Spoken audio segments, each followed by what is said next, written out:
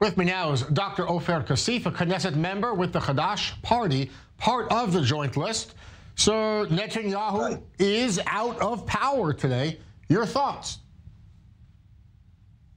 I define it as a sweet-sour consequence, because on the one hand, it is sweet to see that Netanyahu and his thugs are out of power.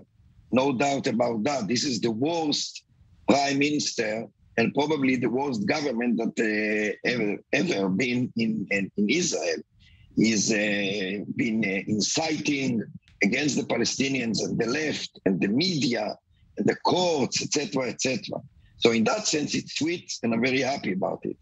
On the other hand, it is sour because the new government is a very bad government.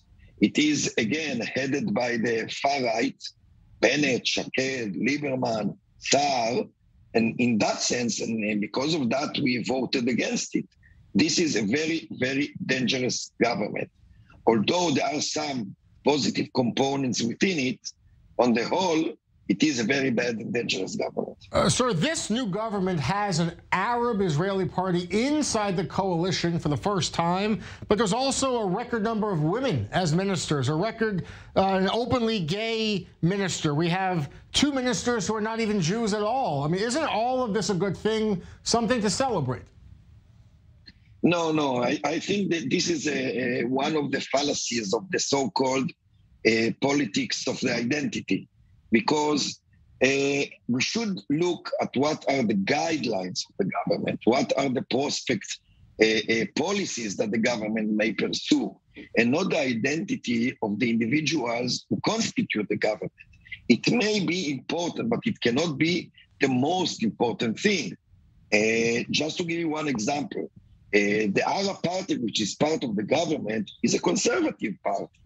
This is a party that belongs to the right. So there's no reason to celebrate that. We oppose the government because we oppose the guidelines of the government, not the individuals as such that constitute it. So that's what we should look at.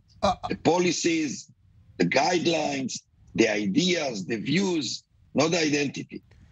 This government was confirmed with just 1 vote, not a vote to spare. It has the narrowest possible majority. Do you think that means it won't survive long, or do you think that this could indicate this is the government we'll be stuck with for some time? I believe that, again, of course, I cannot anticipate anything for sure, but I guess that the government will survive for about a year, perhaps more, for one basic reason. At least 2 or 3 parties in this government know that if elections come now, they are going to vanish.